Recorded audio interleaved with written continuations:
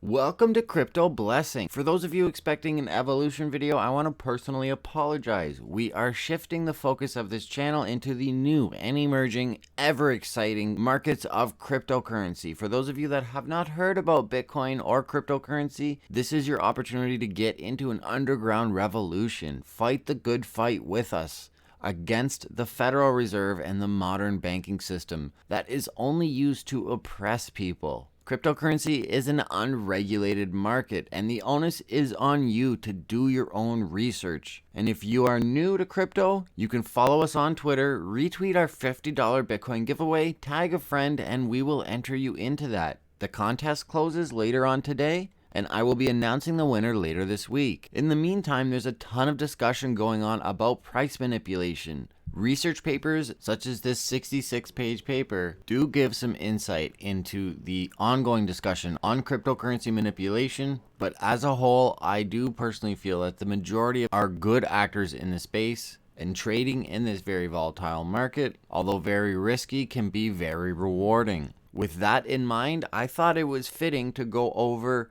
9 very good rules of crypto trading, and you can generalize this into any type of day trading, swing trading, or long-term holding that helped one trader go from 1K to 46,000 in less than a year. No, unfortunately, it's not me, nor is it the writer of this article. However, the result of good habits are very clear. This is 9 rules of crypto trading, but it is just 9 rules of trading in general.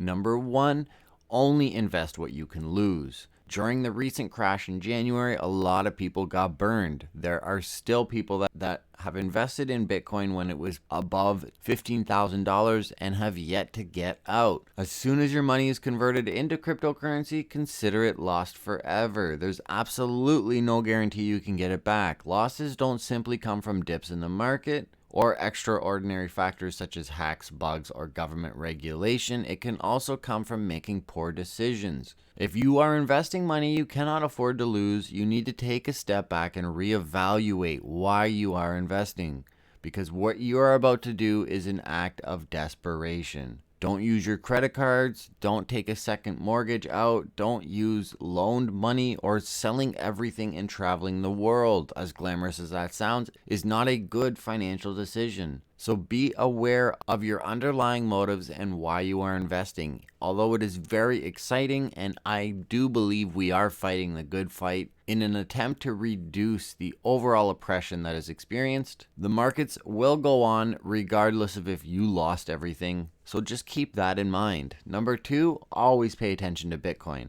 as the number 1 asset by a long shot, and really what people mostly get introduced to this market through. Most altcoins are pegged very closely to Bitcoin, and a lot more than people think. Asian currencies were also very related to USD during the Asian financial crisis, and that was a largely overlooked issue that wreaked a ton of havoc. If Bitcoin price pumps drastically, altcoin prices can go down as people try to exit altcoins to ride the Bitcoin wave. Inversely, if Bitcoin prices dump dramatically, altcoin prices can also go down as people exit altcoins to exchange back to fiat, which is Canadian, US, Australian, European, and so on. The best times for altcoin growth appear when Bitcoin shows organic growth or declines, or remains stagnant in price. Number 3, never put all your eggs in one basket. Diversify, and this applies to most things in life. If you look at the cryptocurrency market as a whole, if you also believe that this is just the beginning, then more than likely the entire market cap will increase. What are the chances that this market cap increase will be entirely driven by one coin versus many? It is more likely many assets will drive the overall market cap up, and the best way to safely capture the overall growth is to diversify and reap the benefits of growth from multiple coins.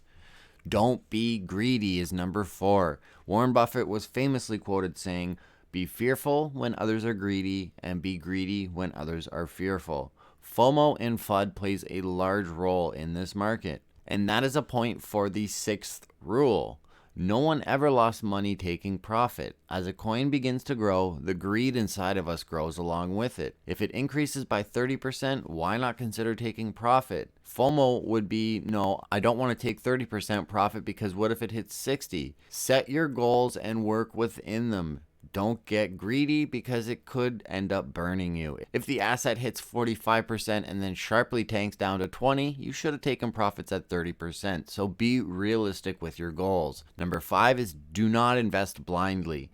There are people in this world who would sell a blind person a pair of glasses if it could make them money. And there are tons of people looking to take advantage of certain pumps of assets doing very well, and they don't care about the consequences. Pump and dump groups constantly victimize the average investor, and due to the highly speculative nature of any asset class, a good investor will always do his or her own research in order to take full responsibility for the potential investment outcome. If you make money, many people attribute that to their own wise investment choices. If they lose money, they are quick to point the blame. So be a responsible, informed investor. Number 6, as I alluded to earlier, is don't FOMO. FOMO stands for fear of missing out, and that is when you get greedy. If you should have taken profits at 30%, but you wanted to wait to catch that 60% pump, and then it retraced from 45 back to 20%, you FOMO'd out and got burned at a lot more than what it is currently worth.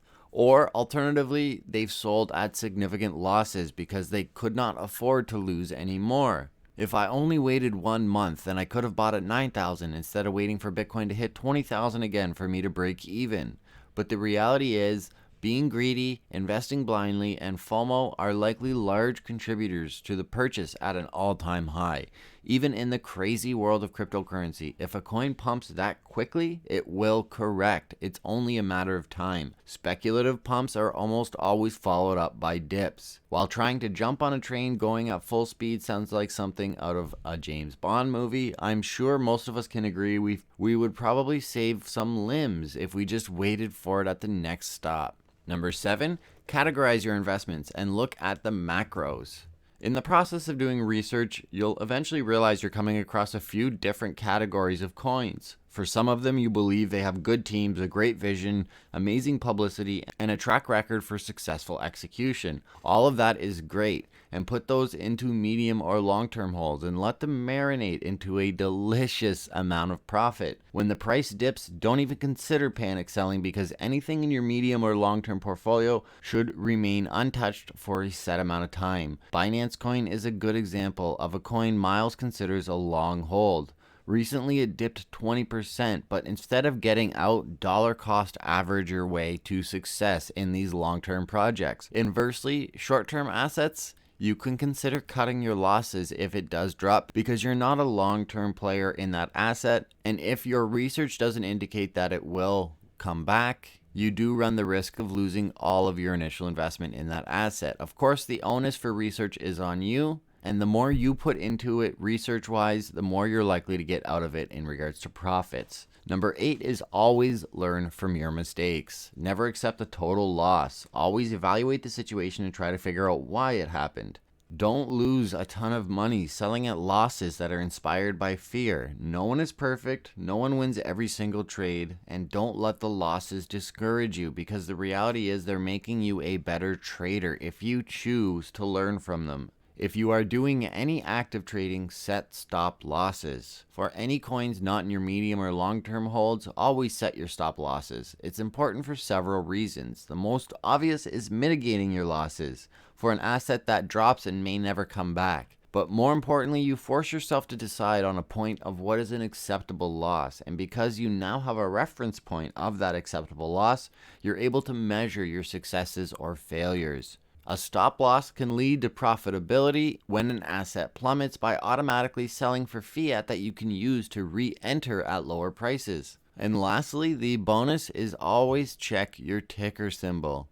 They're not universal and they may vary from exchange to exchange. And in rare cases, you could get into an asset that you thought is one, but is a completely different asset. And your research is not going to pay any dividends in you purchasing an asset that has a similar ticker, but is not the asset you've been researching. Furthermore, to add to that, cryptocurrencies are increasingly a focus of hacker groups. So make sure the websites, particularly exchanges that you're visiting, are the real deal and secured websites. If you mistakenly misspell it and it ends up being the exact same exchange that you think you're going to, it is likely a phishing website that's trying to steal your data.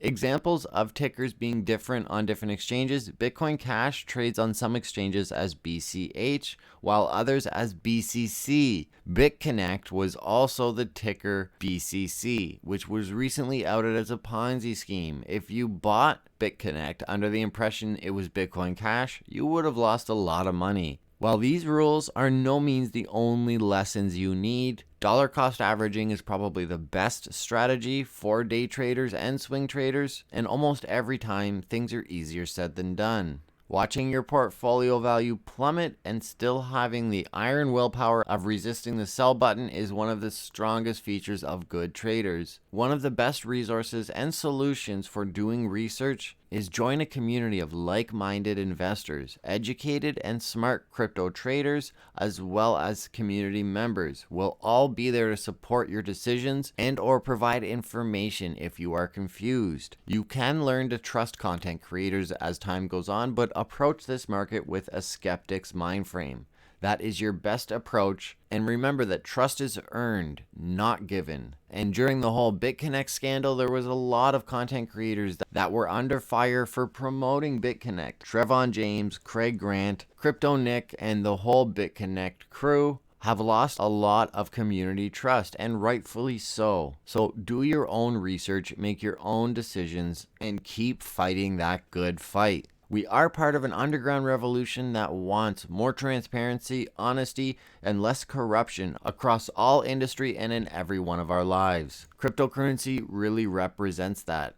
And hopefully it won't always be an unregulated market that is so targeted from hacker groups and scams. Although, as I mentioned in our introductory video, it is very difficult to get scammed as long as you follow some general guidelines and double check everything. As they say in construction, measure twice and cut once. And for those of you that are just learning about cryptocurrency, you can get $50 worth of Bitcoin and start your portfolio off with a bang during this bear market by retweeting our giveaway, following us on Twitter, and tagging a friend. Look for all the details on that giveaway to be released later this week. Don't forget to subscribe and click the white bell notification button so you don't miss out on any of our content as we release the ongoing details. Thank you again for watching Crypto Blessing, and I will see everyone tomorrow.